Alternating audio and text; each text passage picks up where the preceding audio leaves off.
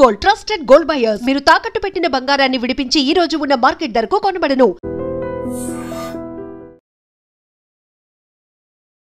ఖమ్మం జిల్లాకు చెందిన 20 సంవత్సరాల రమ్య విశాఖలో ఆత్మహత్య చేసుకుంది. అయితే ఈ కుటుంబం మాత్రం ఇక్కడ ఉండటం లేదు, ఖమ్మంలో ఉంటున్నారు.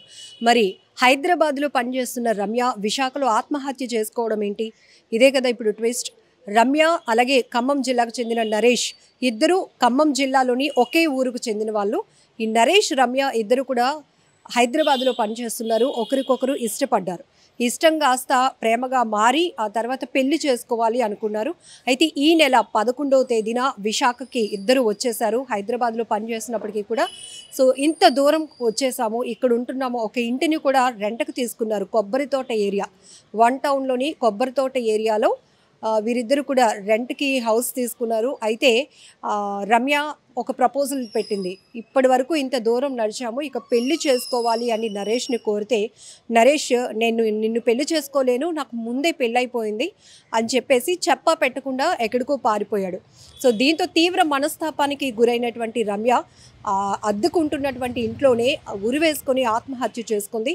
ఈ ఘటనకు సంబంధించి ఇంటి ఓనర్ ఇచ్చినటువంటి సమాచారంతో 2 టౌన్ పోలీసులు సంఘటనా స్థలానికి చేరుకొని అక్కడ ఆమె ఆత్మహత్యకు కారణాలు ఏంటి అనేది కూడా దర్యాప్తులో కారణం నరేష్ అనే వ్యక్తి ప్రేమించి పెళ్లి చేసుకుంటానని నమ్మించి ఆ తర్వాత హైదరాబాద్ నుంచి విశాఖ వరకు వీళ్ళిద్దరూ రావటం, పెళ్లి చేసుకోలేను అని నిరాకరించి అతడు పారిపోవటం ప్రధాన కారణంగా తెలియటంతో అతన్ని అదుపులోనికి తీసుకుని రిమాండ్కు తరలించారు 2 టౌన్ పోలీసులు. ఇక్కడ మనం ఒకటే చూడొచ్చు, ఈ మధ్య కాలంలో ప్రేమ పేరుతో జరుగుతున్న అనేకమైన మోసాల వల్ల హత్యలు జరుగుతున్నాయి, ఆత్మహత్యలు కూడా జరుగుతున్నాయి. ముఖ్యంగా యువత చాలా జాగ్రత్తగా ఉండాల్సిన పని ఉంది. ఎందుకంటే ఇంత ఎఫర్ట్ పెట్టి మీరు ఇంత ఉద్యోగాలు చేస్తున్నారు, మంచి మంచి జాబ్స్ చేస్తున్నారు, అలాగే ఉన్నతంగా చదువుకుంటున్నారు. కానీ మీ లైఫ్లోనికి వస్తున్నటువంటి వ్యక్తులు ఎలాంటి పరిస్థితిలో ఉన్నారు, అసలు మీరు తెలియలేని వాళ్ళతో ఏర్పడుతున్నటువంటి పరిచయం ఎంతవరకు తావిస్తోంది అనే దానిపై ఫోకస్ పెట్టలేకపోతున్నారు. చాలా వరకు ఎక్కువగా సూసైడ్లకి కారణం కూడా ప్రేమ పేరుతో నేను మోసపోయాను, ప్రేమించిన వ్యక్తి పెళ్లి చేసుకోవడానికి నిరాకరించాడు, ఇక నాకు లైఫ్ లేదు అని చెప్పేసి కేవలం కనీసం పేరెంట్స్ గురించి కూడా ఆలోచించకుండా క్షణికావేశంలో తీసుకుంటున్నటువంటి నిర్ణయాల వల్ల ఇప్పుడు ఆ తల్లిదండ్రులు తీవ్రంగా రోధిస్తున్నటువంటి పరిస్థితి. మీ అమ్మాయి ఇలా విశాఖలో సూసైడ్ చేసుకుందని చెప్పేసి పోలీసుల నుంచి వాళ్ళకి కాల్ వెళ్ళగానే గుండెలు బాదుకుంటూ ఖమ్మం నుంచి విశాఖకు రావడం జరిగింది. ఆ కూతుర్ని అలా విగత జీవిగా చూసినటువంటి ఆ తల్లిదండ్రుల రోదన వర్ణనాతీతమని చెప్పాలి. మరొక వైపు ఇక్కడ నరేష్ అనే వ్యక్తి ఆల్రెడీ పెళ్ళయి కూడా ఈ అమ్మాయితో సహజీవనం చేస్తుండటం, అంటే ఇదంతా ఎందుకు నడుస్తోంది, ఆ అమ్మాయి పెళ్లి చేసుకుంటాడు అనే ఒక కారణంతో. సో ఆ స్టేటస్ కూడా తెలీదు, అంటే పెళ్ళి అయిన వ్యక్తి కాని వ్యక్తి తెలియకుండా కేవలం ఒకే చోట పనిచేస్తున్నారు. అది పరిచయం కాస్త ప్రేమగా మారటం, పెళ్లి చేసుకొని జీవితం కొనసాగిస్తామేమో అనుకుంది అబ్బాయి. కానీ అడ్డంగా ఆ యువకుడి చేతిలో మోసపోయాను అని గ్రహించలేకపోయింది. దీంతో ఇక అతడు చెప్పా పెట్టకుండా పారిపోయాడు. అంటే ఇక్కడ మనం చాలా ఆలోచించాల్సిన విషయం, అసలు ఏ ఊరు అమ్మాయి, ఖమ్మం జిల్లాకు సంబంధించినటువంటి ఒక యువతి హైదరాబాద్లో పనిచేస్తోంది. విశాఖ ఈ అబ్బాయిని నమ్మి విశాఖ వచ్చేసింది.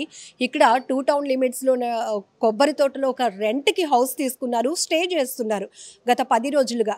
సో ప్రేమ పెళ్లి ప్రపోజల్ వచ్చేటప్పటికి పూర్తిగా అమ్మాయిని మోసం చేయాలనే ఆలోచన బయటపడటంతో తను ఇంకా మొత్తం హోప్స్ అన్ని కోల్పోవటం వల్ల ఇంకా తల్లిదండ్రులకు కూడా నేను చెప్పలేనేమో, నేను మోసపోయాను ఇతని చేతిలో, ఇక నేను చనిపోవాలి అని ఒక కఠినమైనటువంటి నిర్ణయం తీసుకుంది. సో చాలా జాగ్రత్తగా ఉండాల్సిన అవసరం ఉంది. ఈ మధ్యకాలంలో ప్రాంతం ఏదైనా కావచ్చు, ఆత్మహత్యలు కానీ హత్యలకు కానీ ప్రేమ విఫలం కావటం, ప్రేమ పేరుతో జరుగుతున్న మోసాలు ప్రధాన కారణం అవుతూ ఉండటం వల్ల సో విచక్షణ రహితంగా కాకుండా ఆలోచనాత్మకంగా మీరు ముందుకు వెళ్తే కనుక మీకు చాలా ఫ్యూచర్ ఉంటుంది. ఒకవేళ అతను మోసం చేసినా మీరు పేరెంట్స్కి కన్వే చేస్తుంటే సరిపోతుంది. కానీ ఇలా బలవన్ మరణాలకు పాల్పడటం, ప్రాణాలు తీసుకోవాలనుకోవటం, మీరు లేని లోటు మీ తల్లిదండ్రులకు ఎవరు తీర్చలేనటువంటిది.